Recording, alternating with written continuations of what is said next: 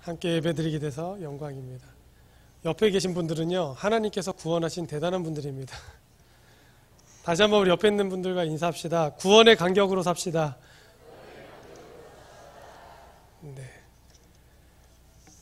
여러분, 사진을 많이 찍으십니까? 사진을 우리나라 사람처럼 많이 찍는 사람들이 없다고 합니다. 여행지를 가면, 관광지를 가면 외국 사람들은 보통 풍경이나 어떤 건물을 찍고 있는데 한국 사람들은 건물을 배경으로 자기 얼굴을 찍고 있다고 합니다. 그런데 대단한 사실은 배경은 산, 바다, 계곡 늘 바뀌는데 그 안에 서 있는 주인공은 증명사진 찍듯이 똑같은 포즈, 똑같은 표정으로 변함없이 그냥 서 있습니다. 혹시 그런 사진들을 본 적이 있으십니까? 똑같은 포즈로 얼굴 표정이 조금 이렇게 딱딱하게 굳은 표정, 혹은 좀 어색하게 웃는 표정, 배경은 계속 바뀌는데 얼굴 표정이 똑같아서 여행을 갔다 오신 건지 합성을 했는지 좀 헷갈릴 정도로 그런 사진들을 보게 됩니다. 근데 이 사진은 찍을 때는 찍고 나서 뭐 직후나 한 1, 2년 지날 때는 그 가치를 잘 모릅니다. 그런데 사진을 찍고 한 10년 이상 지난 다음에 과거에 찍었던 사진을 보면 그 사진의 진가를 확인하게 됩니다. 그렇게 속을 썩이는 아이를, 자식을 보면서 화가 나다가도 10년 전에 아이의 사진을 한번 꺼내 보십시오. 그러면 그 아이를 보면서 얼마나 기뻤는지 또 행복했는지 알게 됩니다. 눈에 넣어도 안 아프다고 얘기했던 그 순간이 있었습니다. 부모님의 사진은 어떻습니까? 정말 한 10년 전만 해도 그렇게 젊으셨던 그 부모님의 사진, 뭐 할머니, 할아버지의 사진, 한 10년 후에 꺼내보면 참 이렇게 젊었었는데 그런 생각이 들 정도로 젊으신, 건강하신 이제 모습을 보게 됩니다. 이제 혹은 지금은 돌아가셔서 안 계신 이제 그런 부모님이나 할아버지, 할머니의 모습을 보면서 그냥 사진 속에 할아버지, 할머니를 보는 게 아니라 그 할머니와 함께, 그 할아버지와 함께 대화했던 어떤 순간, 장면, 또 같은 공간에서 얘기를 나눴던 대화, 사건, 이런 것들이 생각이 납니다. 그래서 사진은 단순히 한순간의 사실을 기록하는 것뿐 아니라 그 당시의 감정, 또 그 당시의 어떤 느낌, 이런 것까지 고스란히 담고 있습니다. 특별한 여행지에서 찍은 사진을 보면 참 이땐 참 좋았는데 뭐 그런 생각을 하게도 됩니다. 그리고 사진을 볼 때 그때 어떤 일이 참 행복했는지, 감사했는지 이제 그런 것도 기억이 납니다. 우리가 사진을 볼 때 그렇게 사진을 찍을 때 행복했던 그 순간, 혹은 특별했던 그 순간이 회상되는 것처럼 오늘 말씀을 통해서 다시 한번 죄인인 우리를 구원하신 하나님의 구원에 대해서 감사하고 감격했던 순간을 기억했으면 좋겠습니다. 특별히 과거뿐 아니라 오늘도 우리에게 특별한 관심과 비상한 사랑을 계속 보내주시는 우리 하나님의 사랑을, 예수님의 그 사랑을, 은혜를 기억하는 우리 성도 여러분 되시기를 바랍니다. 하나님께서는 언제나 여러분을 너무너무 사랑하십니다. 그 사실을 믿으십니까? 하나님께서는 오늘도 성도 여러분을 향한 놀라운 계획을 가지고 계시고 또 관심과 사랑을 가지고 여전히 끊임없이 또 24시간 늘 지켜봐 주시고 계십니다. 하나님의 사랑은 참 놀랍습니다. 하나님의 사랑은 오래 참으시는 사랑입니다. 거짓이 없으신 사랑입니다. 절대 변함없는 사랑입니다. 또 상상할 수 없을 정도로 놀라운 사랑입니다. 그 하나님의 사랑 덕분에 자격 미달이고 우리의 스스로의 힘으로 해결할 수 없는 죄인이었던 우리가 예수님을 믿고 감히 하나님의 자녀라고 그렇게 자신 있게 당당하게 얘기하게 되었습니다. 중요한 것은 하나님의 사랑의 대상이 하나님을 사랑하는 사람 혹은 하나님의 마음에 합한, 하나님의 마음에 드는 특정 인물, 특정 부류의 사람이 아니고 하나님은 이 세상의 모든 사람을 다 사랑하신다는 겁니다. 물론 하나님께서는 택하신 백성들, 특별히 오늘 이렇게 함께 예배드리는 성도 여러분을 제일 많이 사랑하십니다. 하지만 더불어서 이른 양과 같은 지금 하나님을 사랑하지 않는 사람들, 하나님의 말씀대로 뜻대로 살지 않는 사람들, 하나님과는 전혀 상관없이 사는 모든 사람을 하나님은 사랑하십니다. 생명을 주실 만큼 사랑하시고 과거뿐 아니라 현재와 미래 안에서 언제든지 이른 양과 같은 하나님을 몰랐던 사람들이 하나님께 돌아올 때 두 팔 벌려 환영하시고 내가 널 지금까지 사랑했다, 기다렸다라고 말씀하십니다. 그렇기 때문에 우리는 우리가 하나님을 믿는다는 것 때문에 우리 안에서 만족하고 우리 안에서 자족하고 우리끼리 잘 살자 이렇게 얘기하는 것이 아니라 끊임없이 전도하고 아직 하나님을 모르는 또 하나님의 말씀의 뜻대로 살지 않는 사람들에게 하나님의 사랑을 계속 전해야 하는 겁니다. 세상이 흔히 말하는 사랑은 하나님의 사랑과는 많이 다르죠. 세상은 사람을 가려서 사랑합니다. 세상은 베풀고 준 만큼 다시 회수할 수 있는 사람만 사랑합니다. 세상은 옆에 두면 이익이 되고 이득이 될 만한 그런 사람만 사랑합니다. 세상은 끊임없이 기준을 재고 일정 수준의 기준에 맞는 사람들만 사랑합니다. 하지만 하나님의 사랑은 다릅니다. 하나님은 아무리 큰 죄를 지었던, 아무리 많은 죄가 있던 상관하지 않고 예수님의 이름으로 하나님 앞에 나오는 모든 사람을 다 사랑합니다. 그리고 그런 사람들에게 예수님의 특별한 사랑을 보여주시고 내가 너를 이만큼 사랑한다 십자가에서 죽으심으로 그 사랑을 확증해서 보여주셨습니다. 누구든 예수님의 사랑을 받을 수 있습니다. 예수님의 사랑은 죽음을 이기는 사랑이고 우리가 아무리 많은 죄를 지었어도 거듭난 인생을 살 수 있도록 도와주시는 그런 사랑입니다. 예수님의 그런 사랑을 우리가 다 받고 있음을 기억하면서 우리가 감사하면서 살아야 하겠습니다. 성도 여러분, 새 심장을 받은 사람처럼 그렇게 사시기를 바랍니다. 이 세상에서 가장 맛있는 음식이 무엇인지 아십니까? 가장 맛있는 걸 따지다 보니까 가장 비싼 음식을 찾아보게 됐는데요. 일본 홋카이도에서는요, 하나에 700만 원짜리 수박이 있다고 합니다. 수박이 하나에 700만 원이랍니다. 2008년도에는 이 멜론인데 이 멜론 두 개를 경매를 붙였는데 2,700만 원에 낙찰이 됐다고 합니다. 그러니까 하나가 1,350만 원짜리죠. 그런 멜론을 먹으면 좀 오래 살 것 같습니다. 일본의 와규 소고기가 되게 유명하다고 합니다. 한 근 반에 80만 원이라고 합니다. 한 점당 거의 10만 원을 넘는 고기죠. 이제 가장 비싼 거 중에 하나는 그 상어 알이라고 합니다. 캐비어라고 하는데요. 1파운드가 453g이랍니다. 453g인데 1파운드가 한 1,000만 원 정도 된답니다. 그러니까 알 하나가 몇십만 원씩 하는 거죠. 상어 알 하나가. 이런 음식들, 이런 비싼 음식이 가장 맛있는 음식이겠습니까? 많은 사람들이요, 돈을 많이 버는 이유가 좋은 음식 먹고 좋은 집에서 살겠다고 돈을 많이 벌어야 된다고 그렇게 얘기합니다. 그런데 가장 좋은 음식은 사실은 건강하게 만드는 음식이 가장 좋은 음식 아니겠습니까? 제가 기억하기로 가장 맛있는 음식은 맹장수술하고 3일 후에 먹었던 그 물죽이었습니다. 멀건한 물죽. 쌀 이렇게 풀어놓은 정말 간도 제대로 돼 있지 않은 건강을 회복하게 만들어주는 그 물죽이 정말 이 세상에서 제일 맛있는 음식이었습니다. 또 흔히 얘기하는 남자들은 얘기하죠. 군대에서 먹었던 초코파이가 제일 맛있다고. 정말 휴가 때 밖에 나와서 한 박스를 사서 먹어봤는데 2개 이상 못 먹겠더라고요. 군대 안에서만 맛있습니다. 이 세상에서 가장 행복한 사람은 누구겠습니까? 한 50억 복권 당첨된 사람이 행복하겠습니까? 아닙니다. 이 세상에서 가장 행복한 사람은 그냥 생각해 볼 때 심장병으로 죽을 수밖에 없던 사람이 새 심장을 이식받아서 이제 정신이 수술이 마치고 회복이 돼서 정신이 돌아와서 내가 살게 되었구나. 그 감격을 갖고 있는 사람이 가장 행복한 사람인 것 같습니다. 아무리 맛있는 좋은 음식, 아무리 좋은 집, 아무리 비싼 차를 가지고 있어도 당장 내일 죽는다면 행복하겠습니까? 새 생명을 얻은 사람이야말로 가장 행복한 사람입니다. 그런데요, 우리가 바로 그 새 생명을 얻은 사람들입니다. 그러므로 우리가 행복하게 살아야 되는 사람들입니다. 죽을 수밖에 없었던 우리들을 하나님이 사랑하여 주셔서 새 생명을 주시고 우리가 행복하게 살 수 있도록 해주셨습니다. 건강한 몸으로 먹는 것마다 잘 소화시키고 또 밤에 잘 잘 수 있는 분이 행복한 사람입니다. 맞습니까?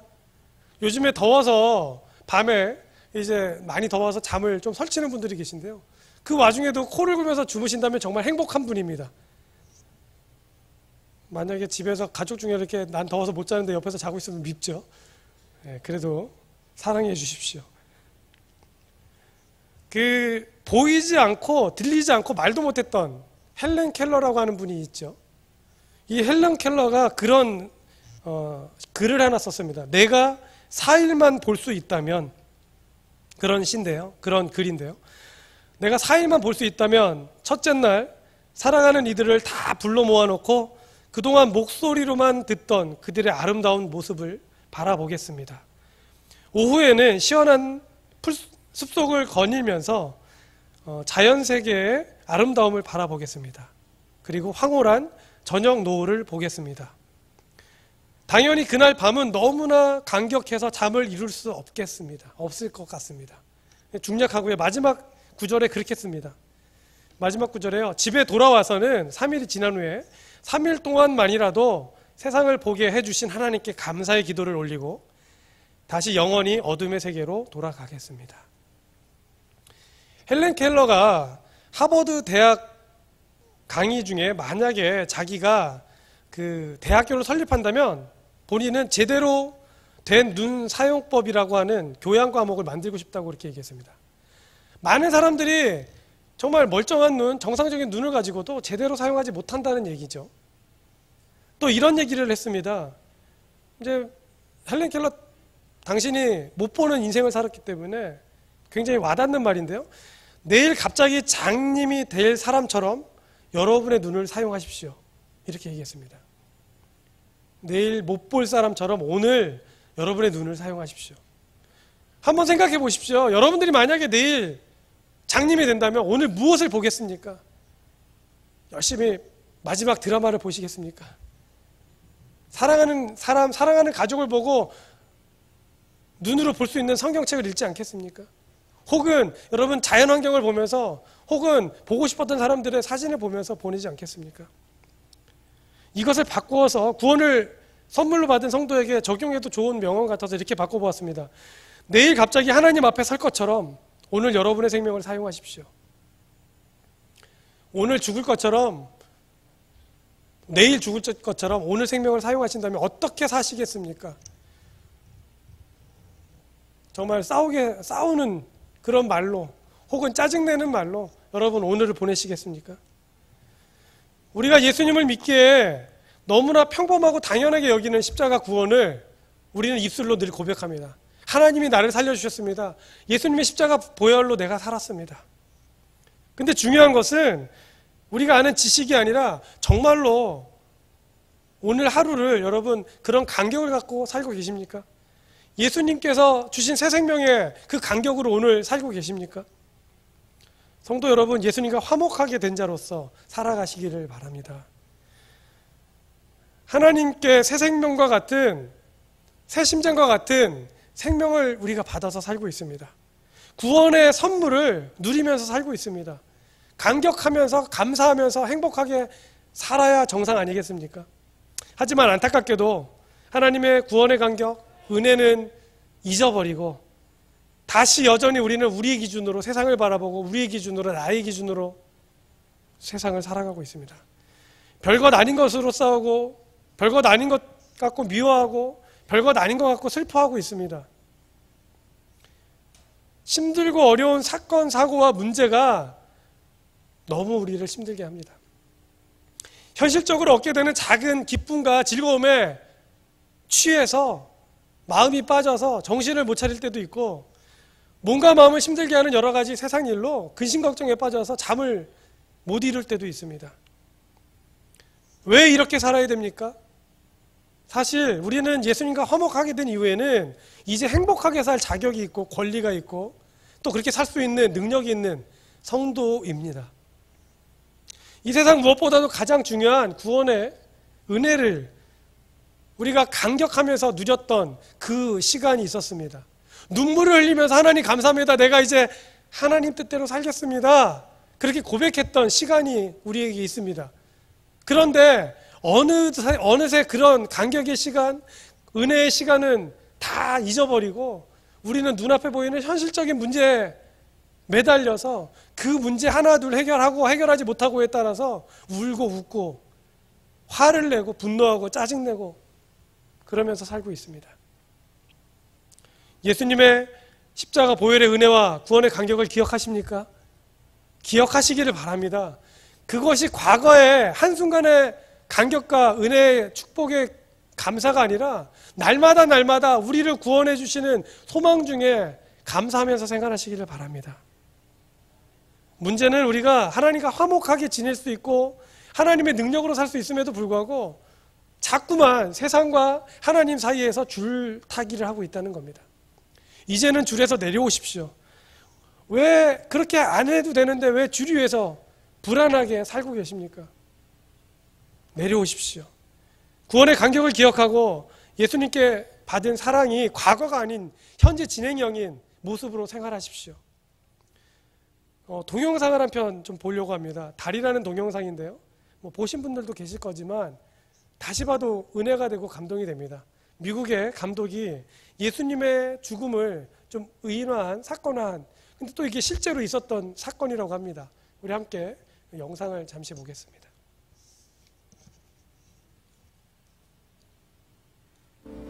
Když svítí, tak víš, že na tebe někdo myslí. Ty jsi lava. A ty doopravdy.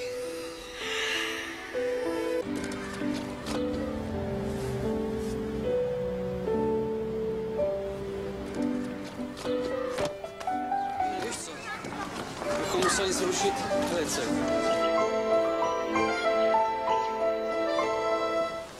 Za hodinu pojede vlák, jo. 너무 사랑하는 Za 아들, 30 minut pro tebe přijdu 이 a půjdeme nahoru 아버지는 a 이제 budeme 철도 pouštět 다리를 šoupák. 조정하는 Položíme most. No, mostem položíme most, 직원이었습니다. jo? Jo! 30 minut sedět, nikam neběhat. 하루는 아이와 함께 다리로 자기 직장에 데리고 가는 아이를 놀게 합니다.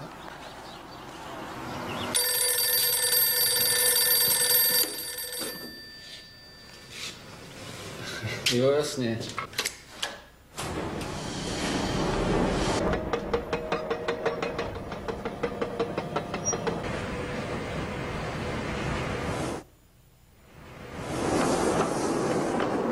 근데 예정돼 있지 않은 기차가 이 다리가 올라가 도계교를 향해서 달려오고 있었습니다. 근데 이게 예정된 시간이 아니었습니다.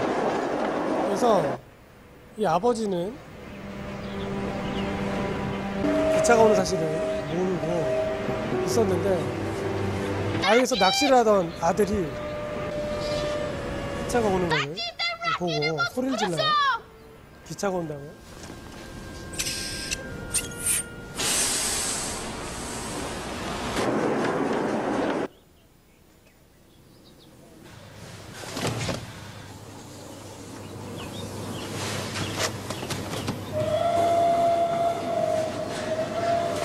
Láďo, Láďo. 근데 아들이 없어진 겁니다. 아들은 아빠가 이 기차 오는 걸 못 보니까 자기가 직접 다리 쪽에서 스위치를 작동해서 다리를 내리려고 갔는데 그만 그 기계실로 떨어져 버리고 맙니다. 근데 그 와중에 기차는 계속 달려오고요. 이 아버지는 다리를 내려야 기차가 안전할 수 있는데 다리를 내리면 아들이 죽습니다.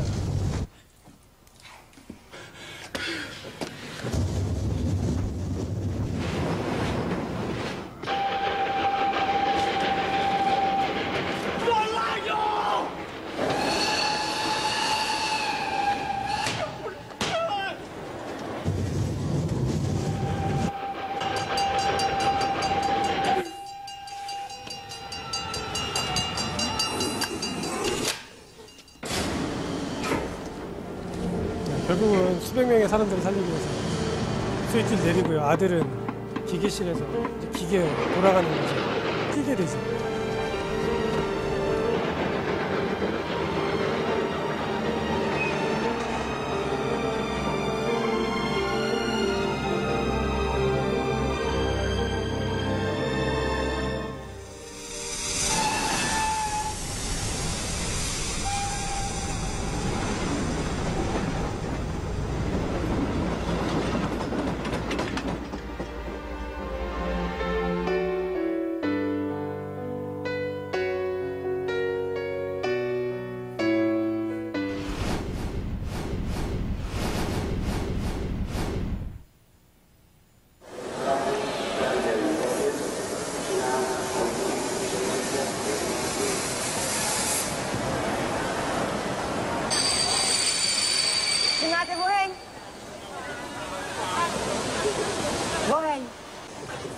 sorry.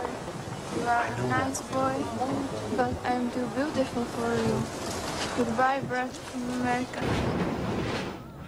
네, 저 기차에는 저런 사람들이 타고 있었다는 얘기예요.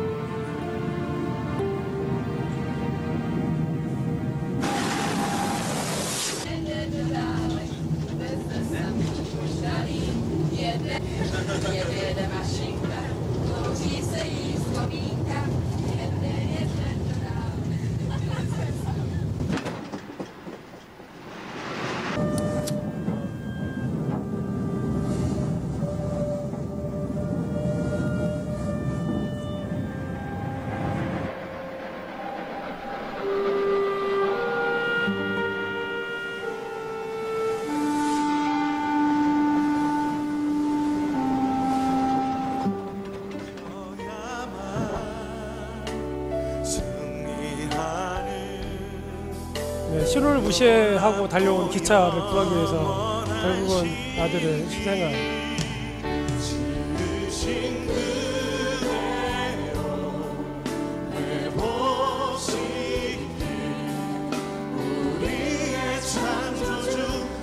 사실 우리가 그렇게 살고 있다는 거죠.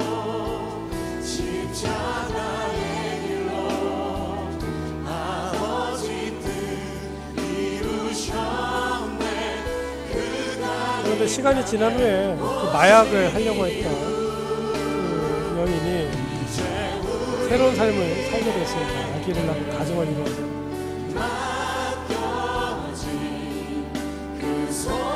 그걸 확인한 아들을 희생한 이 아버지는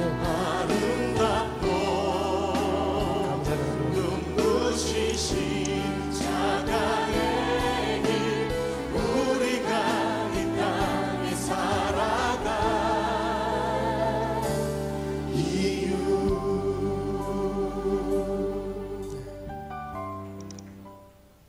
오늘 말씀 10절과 11절을 함께 읽겠습니다.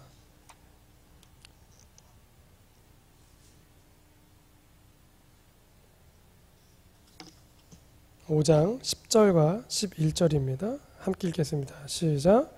곧 우리가 건수되었을 때 그의 아들의 죽으심으로 말미암아 하나님과 화목하게 되었은즉 화목하게 된 자로서는 더욱 그의 살아나심으로 말미암아 구원을 받을 것이니라. 그뿐 아니라 이제 우리로 화목하게 하신 우리 주 예수 그리스도로 말미암아 하나님 안에서 또한 즐거워하느니라. 아멘.